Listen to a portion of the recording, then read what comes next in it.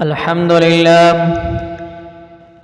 لله رب العالمین۔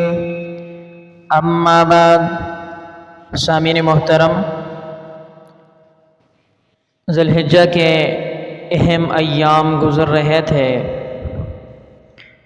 اور آج 13 ذی الحجہ ہے۔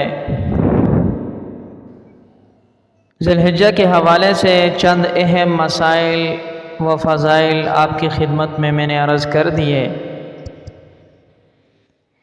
اس ماہ مبارک سے قبل ہمارے درس کا موضوع نماز کے اہم مسائل سے متعلق چل رہا تھا، بالخصوص نماز کی شرائط اور اس سے متعلقہ جتنے بھی مسائل ہیں کافی حد تک آپ کی خدمت میں عرض کر دیے،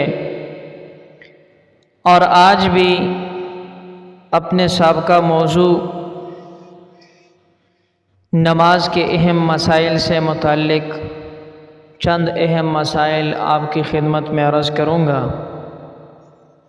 اللہ تعالیٰ سے دعا ہے کہ اللہ تعالیٰ ہمیں پوری توجہ کے ساتھ سن کر جب سمجھ آ جائے پھر اس پر عمل کرنے کی توفیق عطا فرمائے۔ انتہائی آسان الفاظ میں اور انتہائی آسان انداز میں آپ کی خدمت میں عرض کرتا ہوں۔ سائل نے سوال یہ کیا ہے کہ اگر مسافر کو قبلہ معلوم نہ ہو تو کیا کرے گا، یعنی اس کے بارے میں شریعت کا کیا حکم ہے؟ تو یاد رکھیں، مسافر کو اگر قبلہ معلوم نہ ہو تو کسی سے پوچھ لے، اگر وہاں پر کوئی بتانے والا نہ ہو تو خود سوچے، غور و فکر کرے۔ اس کو فقہ کی اصطلاح میں تحری کہتے ہیں۔ غور و فکر کرے، غور و خوض کرے کس طرف قبلہ ہو سکتا ہے، جس طرف اس کی طبیعت کا رجحان ہو، یعنی اسے اندازہ ہو جائے کہ اس طرف قبلہ ہے تو بس اسی طرف اپنا منہ کر کے نماز پڑھ لے۔ اب اسی طرح ایک صاحب نے یہ سوال کیا، کیا نابینا آدمی کو دوسرے سے قبلے کا تعین کروانا ضروری ہے یا نہیں؟ بڑی اہم بات ہے۔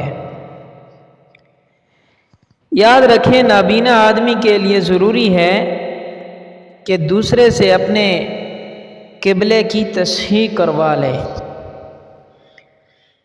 اگر اس نے بغیر پوچھے خود ہی کسی جہت کی طرف رخ کر لیا اور وہ جہت قبلہ کی نہیں تھی تو یاد رکھیں اس نابینا کی نماز نہیں ہوگی۔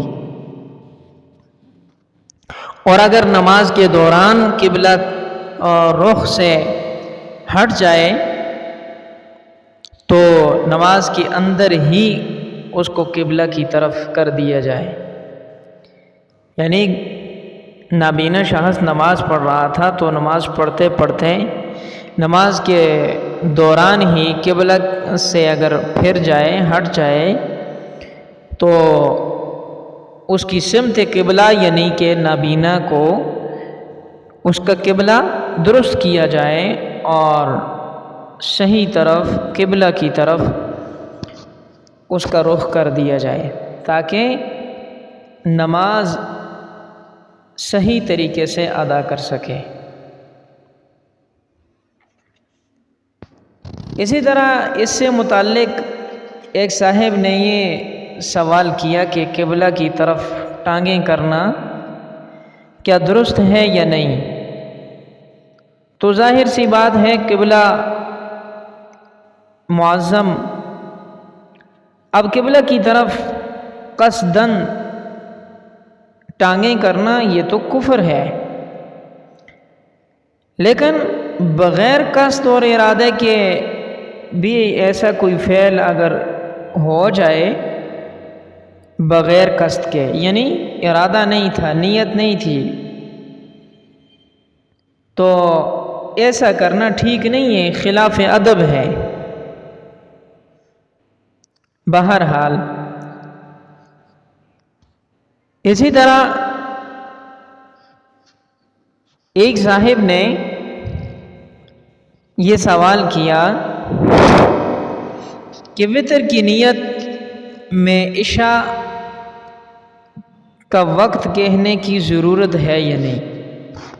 یعنی وتر کی نیت کی جا رہی ہے تو وتر کی نیت کرتے وقت عشاء کا وقت یعنی عشاء کے وقت کا لفظ کہنے کی ضرورت ہے یا نہیں؟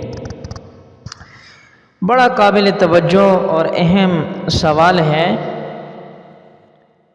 یاد رکھیں وقت عشاء کہنے کی ضرورت نہیں ہے، البتہ یہ نیت کرنا ضروری ہے کہ میں آج کے وتر پڑھ رہا ہوں۔